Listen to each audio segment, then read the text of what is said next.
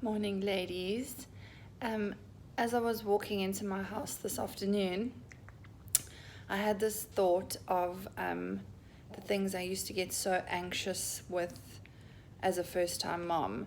And I just remembered a few of them, and I just wanted to share them with you in case you're a first time mom. And I used to think that there was something wrong with me and that I was the only one in the world that felt this way about certain things. And I just hope that this video will resonate with some of you and hopefully make you feel like you're not alone.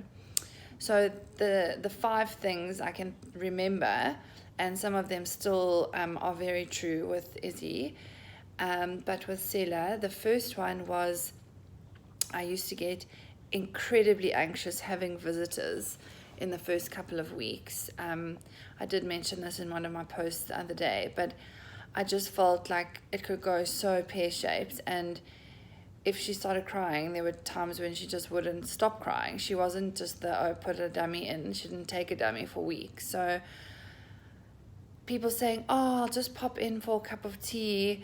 And also like the logistics of how I was going to make them tea if she had a wind, or like if I gave the visitor the baby and she didn't want to be in their arms, and like how would I do it, and my house would be a mess and I'd look like, yeah, death, like always.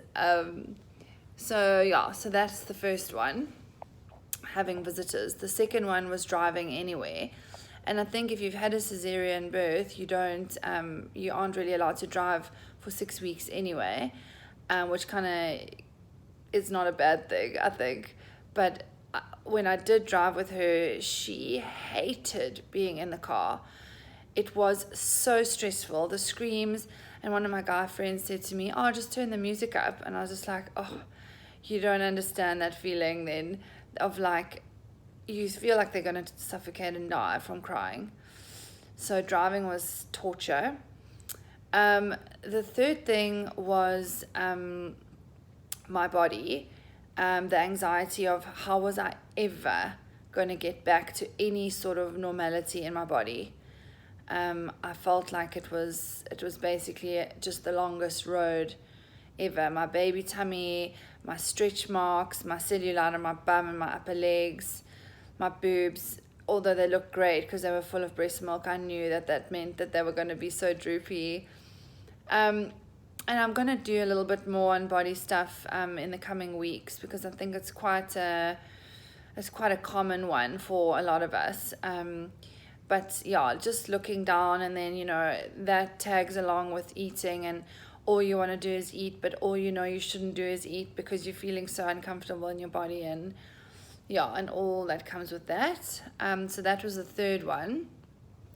The fourth one was sex, and just how that life was ever going to come back because of having a baby.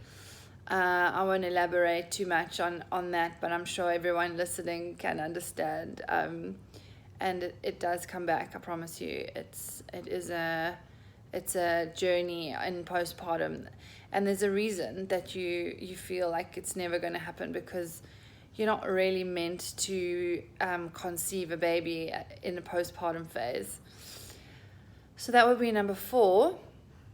And the last one was this anxiety that I had that I was never ever going to live again, like have any sort of quality of life. And now that I say that with a smile, because my life, although it's so hectic, is so full and rich with my toddler, and now with Izzy as well, that I can't really imagine my life without them. But in those beginning phases of baby number 1, it was incredibly daunting to think I might never ever be able to go out for dinner again without having this like crippling guilt and anxiety, or I might not ever be able to go to the gym without feeling so bad that I'm leaving her, or how am I ever going to go back to work? And there is a post on my page when I went back to work with Sela and all the emotions that came with that. But yeah, just feeling like I was never ever going to have any form of anything that resembled my old life. And one of the things I've read in this COVID time actually is how adaptable human beings are, and how we do just adapt to life, and we do. And it's just amazing how you just adapt. And I cannot tell you how much joy your child is going to bring when you adapt to them being around. I'm sure you'll even say, like in the beginning when he or she cries, it's so like your whole being like fizzes almost, like gotta stop her crying, and now if she's crying and I'm like, I know it's a wind, we've just got to get the wind out and we'll bounce, and then it will stop. But there's just not that like wave of anxiety that comes in. So I just wanted to do a quick post today for any new moms that are feeling any of those 5 things. You're totally normal. And yeah, just remember, you're going to adapt, you're going to grow. There's so much depth in this journey of motherhood, and at some stage it will be a distant memory, your old life, and you will never want that back, because your life will be so rich. And on the side, I'm not saying it's all rainbows and roses. You're going to have moments where you wish you could go and have go to a club and dance the night away and come home and sleep till 11. Like, you do wish you could do that sometimes.